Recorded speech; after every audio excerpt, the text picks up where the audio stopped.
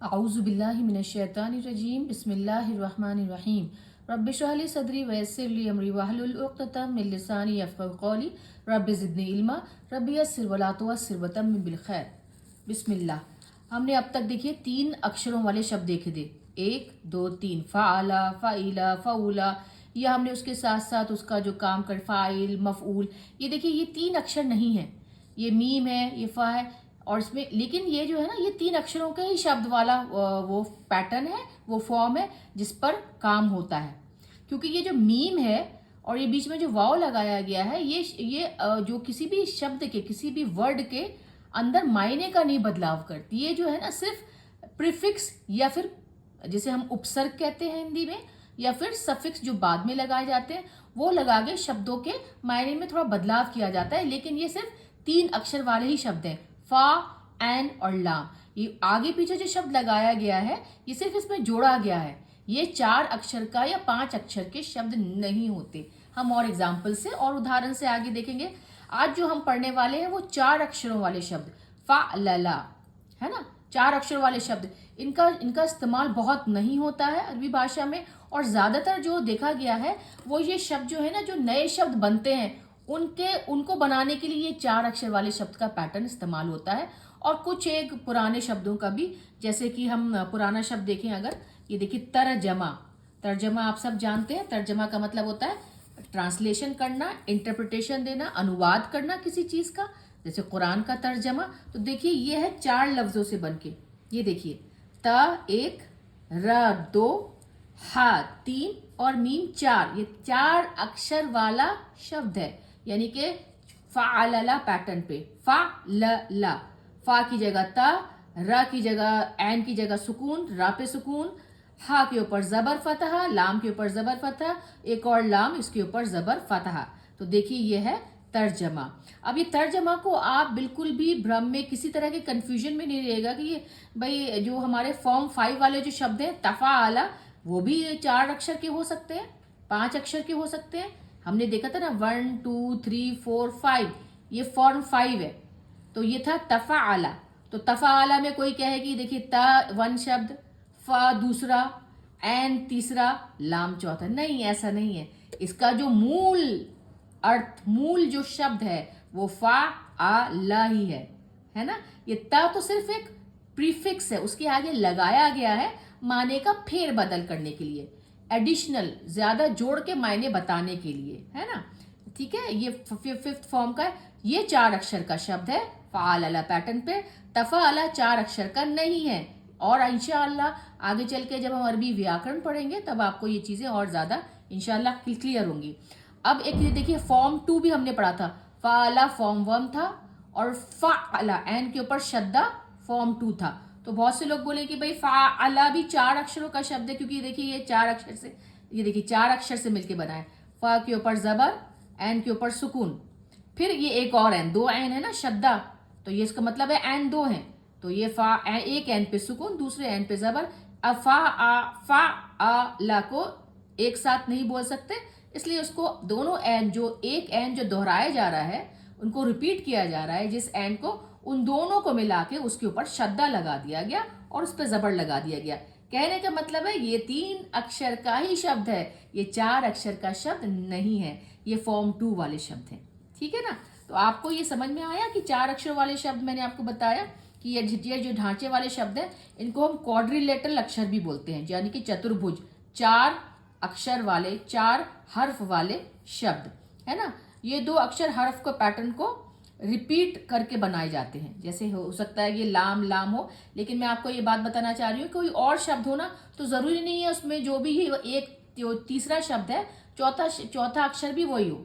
जैसे ये रा है तो ये भी रा हो, जरूरी नहीं है। ये रा है तो ये कुछ और भी अक्षर हो सकता है। तो ये तो आसानी के लिए, पैटर्न को हमें याद रखने के लिए फ़अला कर दिया है, लाम को 2 बार कर दिया है, लेकिन इसका मकसद है कि इसमें 4 अक्षर हैं, ये कोई और अक्षर, ये कोई और अक्षर, ये कोई और अक्षर और ये भी कोई और अक्षर हो सकता है।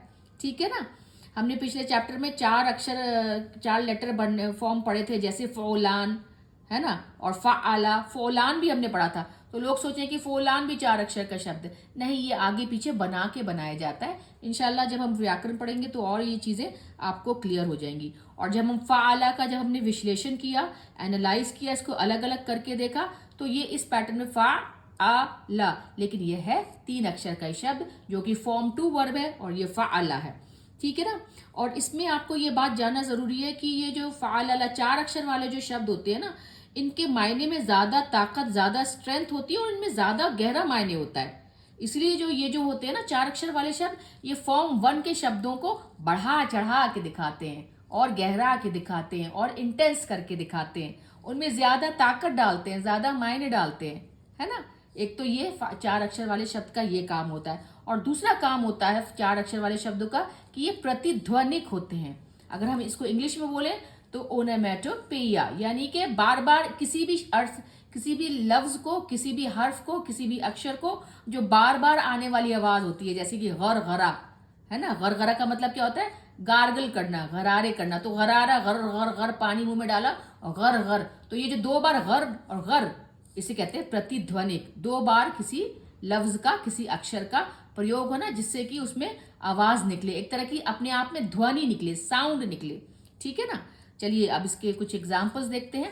अच्छा, ये देख लिया आपने कि ये फ़ाला, ये जो पैटर्न है ये कोई किसी भी फॉर्म में नहीं आता। हमने अब से लेकर 1 से लेकर 10 तक सारे फॉर्म पढ़ लिए थे, लेकिन वो सारे 3 अक्षर वाले शब्द थे। ये फ़ाला को हमने अलग ही पढ़ा है, सिर्फ आपको थोड़ा सा समझाने के लिए कि 4 अक्षर वाले भी शब्द होते हैं और कुछ ही शब्द कुरान पाक में इस्तेमाल में आते हैं। ठीक है। तो फ़ाला, इसका जो काम करने वाला होता है, फाइल होता है, वो होता है मुफ़अलिल। और जिस पर काम होता है मफ़ऊल, यानी कि मुफ़अलल। देखिए, हमेशा काम होने वाले के ऊपर ज़बर का काम होता है, और जो फाइल वाला होता है उसमें आइन के ऊपर, मतलब उसमें ज़ेर वाला यानी कि कसरा वाला काम होता है। ज़ेर को कसरा कहते हैं, ज़बर को फतह कहते हैं, पेश को दम्मा कहते हैं। और किसी काम को करने की क्रिया या भावना, उसको कहते हैं मसदर, इंग्लिश में वर्बल नाउन। जो चीज़ें हम छू नहीं सकते, जो हमें दिखाई नहीं देती हैं, लेकिन असल में वो भावनाएं होती हैं, इमोशंस होती हैं, और बहुत ताकतवर भावनाएं, इमोशन होती हैं। और ये फ़ाला पैटर्न के मसदर 2 तरीके से हम लिख सकते हैं, या तो फ़िअलाल पैटर्न पे लिख सकते हैं, या फ़अलल्लाह ता मरबूता के साथ हम लिख सकते हैं। ठीक है ना। एग्जाम्पल देखते हैं, कुछ उदाहरण देखते हैं। पहला शब्द है जल्ला। जल्ला का मतलब होता है गिरना, किसी गड्ढे में गिरना, खाई में गिरना, गलती करना, स्लिप होना, है ना। ठोकर लगना, लग के कोई चीज गिरने लगे, है ना, वो गिरा, वो स्लिप हो गया, वो टकरा गया, वो कुछ चीज गिरने लगे। ठीक है ना। और फ़ाला पैटर्न पे 4 अक्षर का शब्द बनता है जल्ला। वैसे जल्ला देखा जाए ये 3 अक्षर का शब्द है, आपको पता चल गया होगा अब तक, क्योंकि लाम पे शद्दा है तो ज, लाम पे जबर एक, फिर एक और लाम पे जबर, ज़-ला-ला। तो ज़-ला-ला बोलना थोड़ा सा मुश्किल होता है, इसलिए अरबी के जो पुरानी शास्त्री होते थे उन लोगों ने इस तरीके से शब्दों को डालना शुरू कर दिया। तो ये हो गया जल्ला। और जल्ला का फ़ाला पैटर्न है जलजला, यानी कि अर्थक्वेक, कपकपाना, भूकंप, है ना, भूचाल आ जाना, बुरी तरीके से हिलना। अब देखिए, ये जल्ला होता है गिरना, हिलना, है ना, ठोकर खाना, गिर जाना। इसी को ज्यादा गहरा रहा है, क्योंकि ये जो है फ़ाला पैटर्न फॉर्म 1 के शब्दों को, ये पहले वाले अक्षर के फ़ाला पैटर्न के शब्दों को ज्यादा गहराई दे देते हैं। अब ये इतनी तेजी से हिला, इतनी तेजी से जो भूचाल आया कि सब चीज हिल गई, कपा गई, झटके खा गई, गिर गई, जलजला। इसका मजदर होता है जिलजाल। जिलजाल फ़िलाल पैटर्न पे एक हम इस तरीके से लिख सकते हैं, यानी कि भूकंप। अपने आप में भूकंप अपने आप में एक बड़ा शब्द है, उसको किसी वो दिखाई नहीं देता, लेकिन हाँ हमें उसको पता है कि भूकंप आ गया। और इसको हम जलजला भी, फ़ाला पैटर्न पे जलजला भी लिख सकते हैं। अगला शब्द है सलिसा। इसका मतलब है कोई चीज आसानी से बहे, है ना, कोई भी लिक्विड फ्लूइड बहना आसानी से, या आसानी से बोलना, बिल्कुल धारा प्रवाह, फ्लुएंट होके बोलना, है ना। ये भी कहते हैं कोई आसानी कर दे, तो आसानी से बात सुन रहा है, लचीला है, मुलायम है, स्मूथ है, सलीसा। सलीसा फॉर्म 1 फ़ाइला के पैटर्न पे। इसका फ़ाला पैटर्न होता है सलसला। सलसला का मतलब होता है किसी चीज के साथ, किसी चीज को साथ में जोड़ना, आपस में जुड़े होना, इंटरलिंक्ड जिसे कहते हैं। अब देखिए, सलीसा होता है जब कोई चीज मान ली गई आसानी से, और ये देखिए आसानी से वो बह रही है, आसानी से इतनी मुलायम है कि उसको जोड़ दिया गया, इस चीज को और गहरा कर दिया गया, उसे आसानी से एक दूसरे के साथ इंटरलिंक कर दिया गया। क्योंकि वो मुलायम थी, क्योंकि वो आसानी से बात मानने वाली थी, क्योंकि वो आसानी से बहने वाली थी। ठीक है ना। और अगला शब्द है इसका, आप देखिए जमजमा। ये वही वाले ओनोमेटोपोइया वाले शब्द हैं जिनमें दो शब्दों को बार बार रिपीटेशन होती है। जमजमा, जमजमा का मतलब क्या होता है कि एक तरह से बोलने का तरीका है जहां पे मम्बल करे, आप अपने आप में ही कोई कुछ बोल रहा हो। और इसका मतलब इंसान की खोपड़ी का भी, जो से कहते हैं ना स्कल, वो भी होता है जमजमा। ठीक है ना। गरगरा मैं बता चुकी हूँ। ये देखिए फा फा फा फा, बोलने से ही कुछ समझ में आ रहा है ना। फा फा कि मतलब हकलाना, रुक रुक कर बोलना, है ना, स्टैमर करना। ता ता, ये भी एक तरीके से बोलने की कमी है जिसमें इंसान ऐसे ता करके मतलब तुतला के या मुश्किल से बोल पाता है। इससे कहते हैं स्टम्बल करना, स्टैमर करना। ता हकलाना। ला ला, ये देखिए कितना प्यारा शब्द है। ला ला, ला ला का मतलब होता है कोई भी चमकीली चीज, चमकदार, स्पार्कल करने वाली, ग्लिटर करने वाली। कहते हैं ना ये सोना ला ला, ये सोना इतना ला ला कर रहा है। या कोई कपड़ा आपका सीक्वेंस है, सितारे हैं, गोटे पट्टे, तो वो ला ला कर रहा है, चमक रहा है। ठीक है ना। अगला शब्द देखिए जमहरा। जमहरा का मतलब होता है कि भीड़, समूह, है ना। हम हिंदी में बोलते हैं ना जमघट, उस तरीके से बहुत सारा ढेर हो, मंडली हो, इकट्ठा होना हो, है ना, ग्रुप होना। और ये चौथा, ये भी देखिए 4 अक्षरों का शब्द है। ये है दहरजा। ये सारे हम 4 अक्षर वाले, 4 हर्फ वाले फाअला पैटर्न पे ये वाले शब्द हम पढ़ रहे हैं। ये बहुत ज्यादा, ये फाअला पैटर्न को ज्यादा मायने देते हैं, ज्यादा गहराई देते हैं, ज्यादा स्ट्रांग बनाते हैं। अब ये शब्द है क्या आपका दहरजा। दहरजा का मतलब कि किसी चीज को लुढ़कने देना, रोल होने देना। जैसे हम बॉल को घुमाएं, बॉल जमीन में चलाएं तो वो वो लुढ़कने लगे और एक जगह से दूसरी जगह चली जाए, वो होता है दहरजा। यह है करफसा।